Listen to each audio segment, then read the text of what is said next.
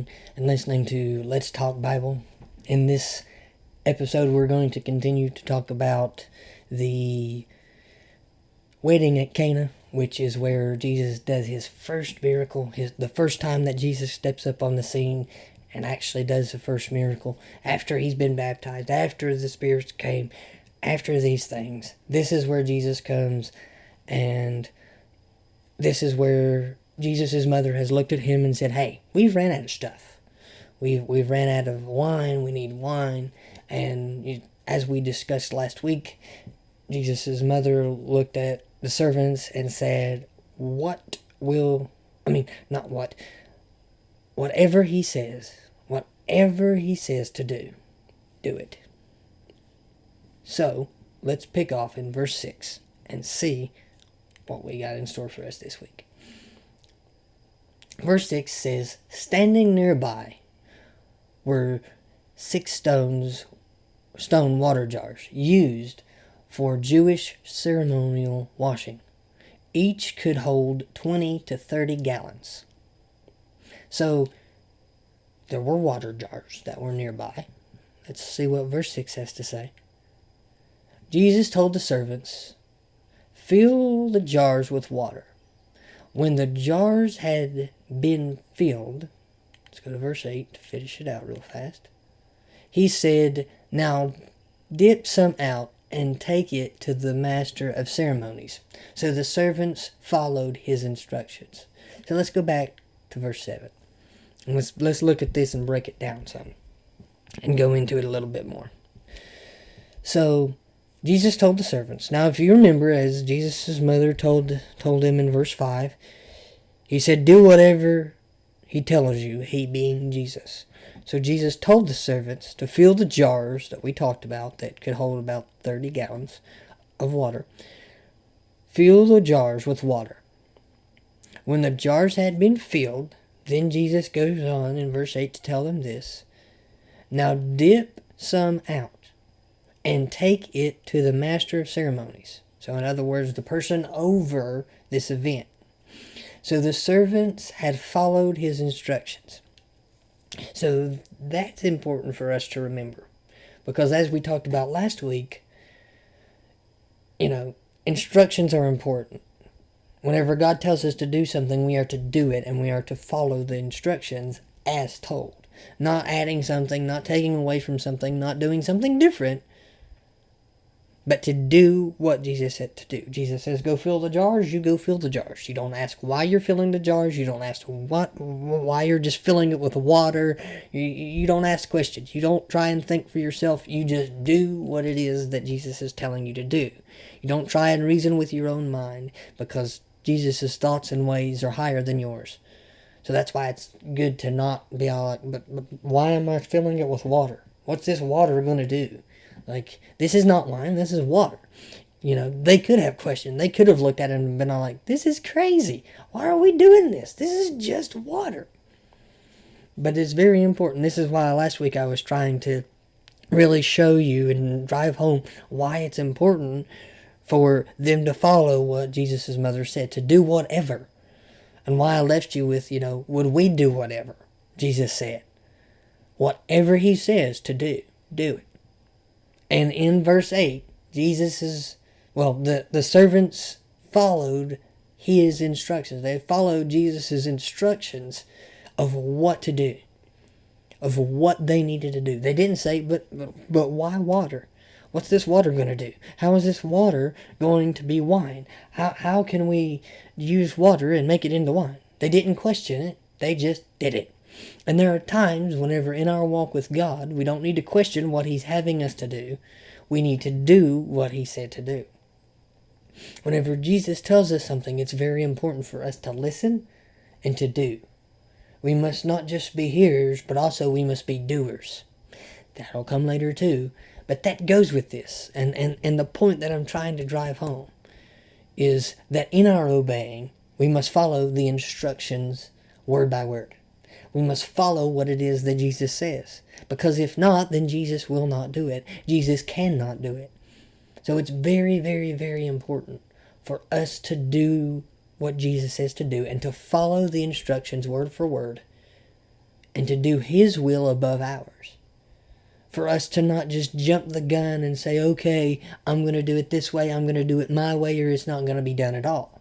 No, that's not the type of attitude that as Christians, that as followers of Jesus, we need to have. We do not need to have that type of attitude of it's my way or the highway. We don't need to have the attitude of, okay, I'm going to do it this way because it's taking too long that way. Or even more practical thinking that if we thought from our own selves, because, whenever you look at this, you got to be thinking that these servants probably were thinking in their own mind that, why am I taking this water and putting it into a barrel whenever she wants wine, not water? It just seems crazy. It seems way out there. It seems crazy. It seems as if Jesus doesn't know what He's doing, but He's Jesus. And He knows what He's doing. And that's why she said to do exactly what He says, nothing different. Do whatever Jesus tells you. Don't deviate from the plan. Or in other words, don't go and try and do what you want to do or try and rationalize what you want. But do what He says to do. And they do it. So let's see what the Master of Ceremonies has to say about this wine. When the Master of Ceremonies tasted the water that was now wine, not knowing where it came from, though, of course, the servants knew, he called the bridegroom over. So he had no idea that was just water whenever he tasted it. He had no idea that it was water that was then turned to wine. Because it says in the first part, when the Master of Ceremonies tasted the water, that now was wine. Because it was water, but now it's wine. Okay, the Master of Ceremonies didn't know this, but the servants knew that was water before it was wine. That's crazy. That's why this is Jesus' first miracle, because it was just water. But Jesus has turned the water into wine. And I don't know if you know how wine's made, but wine is normally not made from water. It's made from fermented fruit or grapes. That's how it's made. It's made from something that has aged and rotted and turned into something else, which is wine. It's not made just with water. You can't just go out and have water and it be wine. The only way that you can do that is through a miracle. It's through what Jesus did. So that's how this is Jesus' first miracle, because He makes that water that they had and they put in there and turns it into wine. Turns it into something that it wasn't before. And this is Jesus' first miracle. So he called over, the Master of Ceremonies called over the bridegroom and said this: a host always serves the best wine first. Then everyone has had a lot. Then when everyone has had a lot to drink, he brings out the least expensive wine. But you have kept the best until now. Wait a second. So what he's telling us is that the wine that Jesus made out of water tastes better than the wine that they first had out, which was the best. That's crazy. But it's awesome at the same time. But that's also why whenever we read these things and we do what God wants us to do, we cannot do it with our own thinking and our own understanding. That's why we have to do what He says to do and not question it. But we must do what God says to do. We cannot have our own thinking and our own understanding in it. We have to do what Jesus said to do. Because whenever we get our own thinking in there, then that messes everything up. That messes up what God wants to do. It messes it all up. So, that's really cool and awesome and crazy at the same time. Because, like he says, the host brings out the best first, not last. The best is first. And then as they drink a lot, they bring out the least expensive wine, the wine that doesn't taste as good as the other, but they've kept the best until last. They've kept the best until the last time.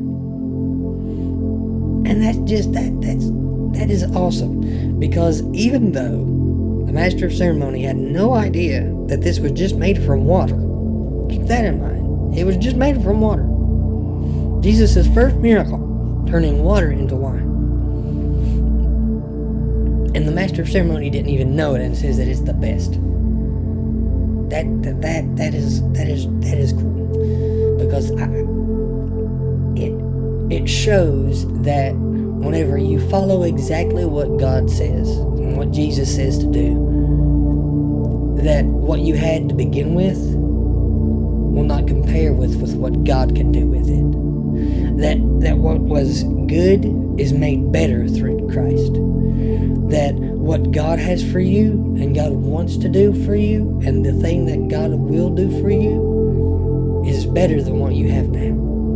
It's better. And God has so much in store for us. And God wants to do things for us. But we have to obey. If we simply obey, and we simply trust in God, knowing that He will do what He said He will do, then we can move with God. And we can go with God, and God will bless it, and it'll be better than what we had. It'll be better than what we had. The part that we had in the beginning will not compare to the end. The way that it started will not compare to the way it finished. Because whenever you're running in a race, you don't finish weak normally. You finish strong. You run as hard as you can, and you go and you finish. That's what you do.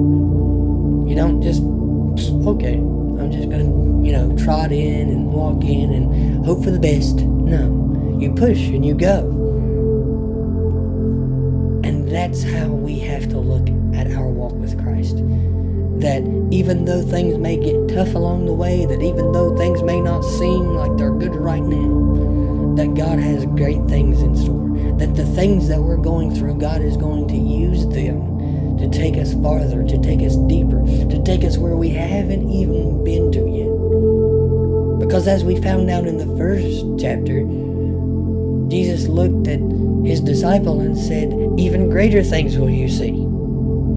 He looks at him and says that you're going to see even greater things. You're going to do even greater things. He'll go on to say later, as we go through this chapter, as we go through the whole book, and look and see what it is that God has in store and what God wants to do for us. So I hope that you've liked this video. I hope you've enjoyed it. I hope you have saw something, that you have gained something from this, that you've come to know something even better, to understand something, that this has added wisdom to you. And if you have liked the video, please like, subscribe, share, let other people know. Thank you guys. I hope you enjoy.